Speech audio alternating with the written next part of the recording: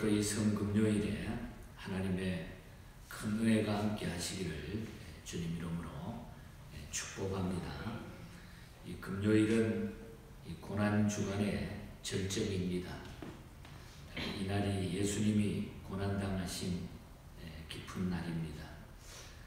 이 금요일은 예수님은 체포되어서 가야바 법정에서 신문을 먼저 받으시고 빌라도 법정에서 또 신문을 받으시고 마침내는 군중들에게 맡겨져서 가시관을 쓰시고 홍포 이 제수복을 입으시고 십자가를 지시고 골고다에서 돌아가시게 됩니다.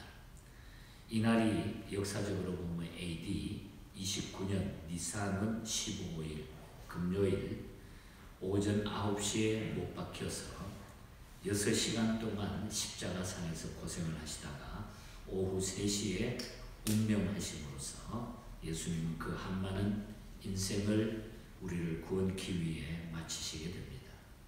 그래서 이날을 우리는 성금요일이라 굿프라이데이라, 이 굿이라고 하는 말은 바로 갓에서 나온 것입니다. 하나님 갓이라고 하는 단어에서 나온 것입니다. 이것은 고난이었지만 이 고난의 승리였다.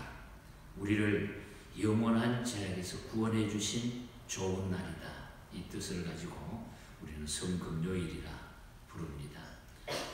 상당한 고난과 역경과 또 수치심과 많은 것을 예수님은 마지막에 당하시는 모습이 나타나고 있습니다.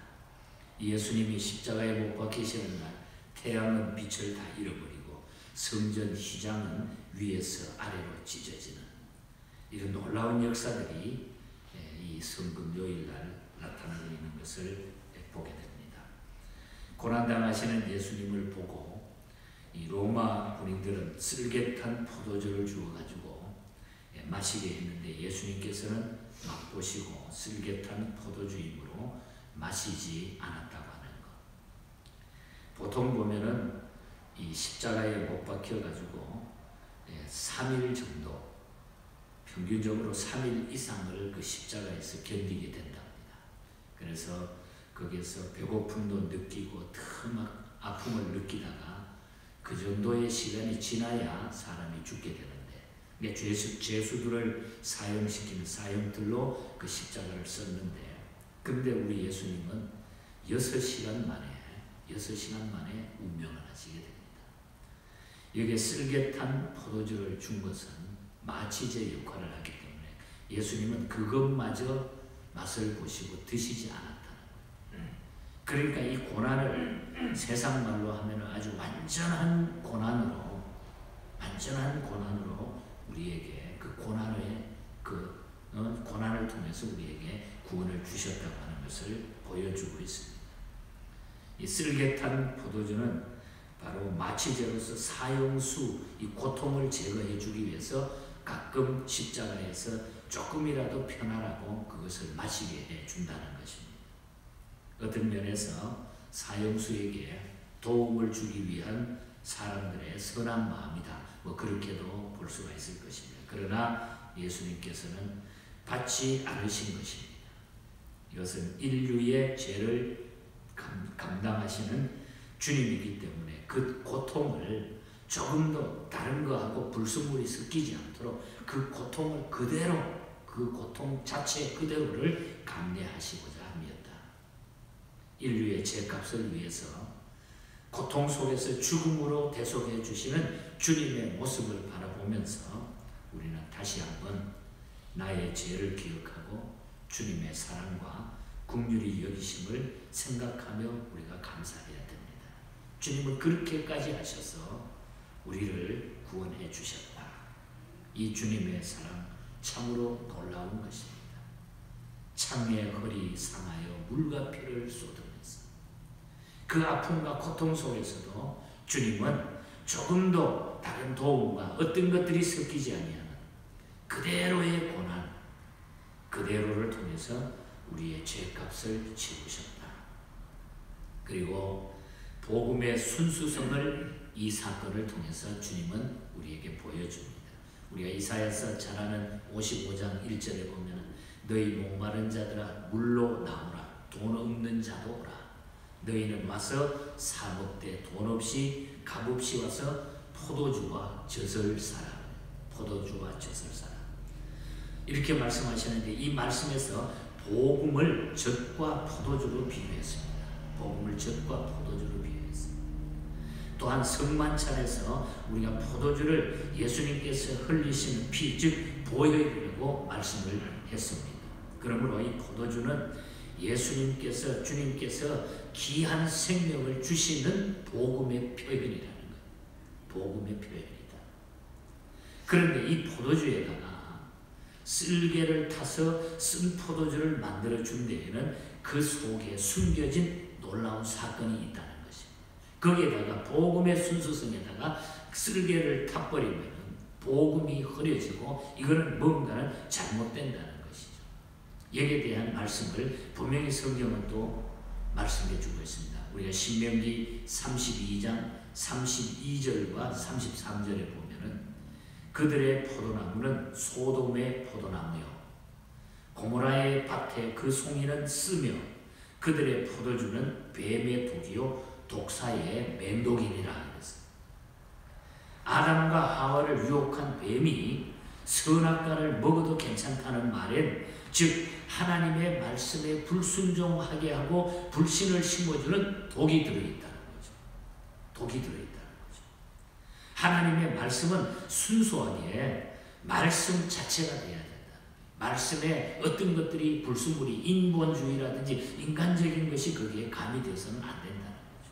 그런데 오늘날 이 순수한 복음을 세상의 것과 혼합하는 신학 사상들이라는 이 사상이라든지 우리 인간적인 그런 사상들이 너무나 많이 이 복음을 앞세우는 말, 하나님의 말씀을 앞세운 그 속에 그걸 포함해가지고 마치 그것이 맞는 마냥, 그것이 최고인 마냥 이렇게 하고 있다는 것입니다. 그래서 뭐가 진짜인지 무엇이 잘못되었는지를 잘 판단할 수가 없어요. 그러니까 예수 믿는 것도 보면은 전부 자기 마음대로 해버리는 거예요. 복음의 순수성을 우리가 잊어버리면 안 된다는 거죠. 믿음이 세상과 타협된 상태 얼마나 많습니까? 우리의 믿음이 세상하고 타협해서는 안 돼요. 이럴 때는 이렇게 해주고 이럴 때는 이렇게 해주고 이게 아니라는 거예요. 한 길밖에 순수한 주님은 이것을 마지막 십자가상에서 우리에게 그대로 보여주셨다. 예수님은 우리의 영혼에 제일 관심을 두시며 그가 세운 교회를 통해서 바로 역사하셨다고 하는 것을 우리에게 보여준다는 거예요. 순수한 하나님의 말씀에 우리가 늘 그래서 귀를 기울여야 되는 겁니다. 하나님의 말씀의 뜻을 분명히 알아서 쓴 포도주를 받지 않으신 주님과 같이 말씀대로 살고 믿음이 아름답게 성장하는 우리 모두가 될 수 있기를 축복합니다. 이렇게 마지막까지 주님은 이 고난과 고통을 다 겪으면서 이제 십자가에 희롱당하고 욕설을 받고 군중들은 모여가지고 십자가에 못 박으라고 해가지고 박아버리고 십자가에 달립니다. 그때 십자가에 달릴 때에 쭉 성경이 그걸 기록을 하고 있는데 우리가 시간 관계상 다 읽지 못한 누가복음, 마태복음 뭐 다 나타납니다. 십자가에 달릴 때에 그 십자가 안에서 세 종류의 인생들이 모여있는 것을 보게 돼요. 오늘도 마찬가지입니다. 먼저는 희롱하는 사람, 비웃는 사람들이 나타나잖아요. 희롱하는 사람. 십자가 아래서 당신이 예수님의 아들이면 한번 거기서 내려와 봐란 말이야. 군병들, 간원들, 저가 남을 구하였으니 만일 하나님이 택하신 자이거든 그리스도이거든 자기도 구원할지어다. 누가복음 23장 35절에 보면 관원들이 막 그렇게 십자가에 못 박으면서 저가 남을 구원할 자라고 하면은 너부터 말이야 한번 거기서 내려와 보라 이렇게 희롱하는 거예요. 그리고 군병들도 그래요. 내가 만일 유대인의 왕이거든 내가 너를 구원해봐라 말이에요. 십자가 아래서 예수님을 조롱하는 희롱하는 이런 무리들이 그 당시에 있었습니다. 마태복음 27장 41절도 우리 본장의 41절에 들어가 보면 대제사장들과 서기관들과 장로들이 함께 희롱했다 그랬어요. 주님은 지금 십자가에 못 박히는데 우리 주님을 희롱했다 그랬어요. 십자가 아래 주님이 우리를 위해 십자가 못 박히는데 이런 인생들이 거기에 있었다. 그리고 십자가 아래서 구경하는 인생들이 있었어요. 졸업은 하지 않지만 그냥 어떻게 될까 보나. 꼭 교통사고가 나가지고 옆에서 구경하는 것처럼 어떻게 될까 보나. 그 많은 사람들이 모여서 십자가에서 구경꾼들이 모여있습니다. 가장 참혹하고 비통한 광경입니다. 그들은 그 은혜를 생각하면서 십자가로 가까이 나를 이끄시고 거기 열린 보혈을 적게 하옵소서라는 이 심정이 되지 않을 수가 없는데 불구하고 우리의 심정이 그렇게 돼야 되는데도 불구하고 35절에 누가복음 23장 35절에 보면 백성들은 서서 구경하며 그랬어요. 구경꾼으로 서 있다는 거죠. 남의 일을 두고 어찌 되나. 여러분 우리가 예수 믿으면서 인생을 살면서 구경꾼으로 사는 사람이 많다는 것. 믿음 생활하면서 구경꾼으로. 이것은 참 불행한 겁니다. 그걸로 내 인생은 끝나게 된다는 거죠. 그리고 그래도 감사한 것은 십자가에서 영광을 돌린 인생들이 나타납니다. 누가복음 23장에 보면 예루살렘의 딸들은 가슴을 치면서 막 울었다고 했어요. 가슴을 치면서. 주님이 저렇게 돌아가시는 거예요. 그리고 태양은 빛을 잃었다고 그랬습니다. 성소의 휘장이 위에서부터 아래로 쫙 찢어졌다. 우리 하나님과 우리 사이에 막혀져 있던 담을 다 열어주시는 그 순간이었어요. 우리의 구원의 놀라운 기적의 역사가 그것을 통해서 나타나고 있는데 그때 많은 사람들이 밤이 온 줄 알고 착각을 했습니다. 등을 가져가지고 어떤 그 신학자는 표현해 그때 등을 가지고 다녀 깜깜해져 버리니까 갑자기. 또 역사가 제롬이라고 하는 신학자는 그때 성전 문설주에 돌들이 막 다 깨졌다. 돌들이 막 깨졌다. 주님이 운명하시는 그 순간 예수님은 가장 참혹한 죽음을 당하셨습니다. 그러나 예수님은 죽으셨다기보다 성경은 죽었다는 말을 쓰는데 운명하셨다. 복음서에는 죽었다고 하는 데는 한 군데도 운명하시다, 운명하시다, 영원히 떠나시다. 여기 운명하시다고 하는 영원히 떠나다고 하는 죽었다는 말도 되지만 그러나 내가 다시 목숨을 얻기 위하여 목숨을 버리며 하는 말이 증명이 되는 거예요. 내가 목숨을 다시 얻기 위하여 목숨을 버리며 이거는 부활을 전제하고 있다. 모든 사람을 위하여 죽음을 맛보려 하심이니라 그랬어요. 히브리서 2장 9절에 주님은 모든 사람을 위하여 죽음을 맛보게 해준다. 곧 무죄자의 죽음이요 대속자의 죽음이요 따라서 백부장은 이 사람은 정령의인이었다. 그래서 그 십자가의 상에 그 주님을 바라보면서 이 사람은 정령의인이었다. 백부장은 그렇게 하나님께 영광을 돌리죠. 많은 성도들이 이 주님의 역사를 바라보면서 순교하게 된 겁니다.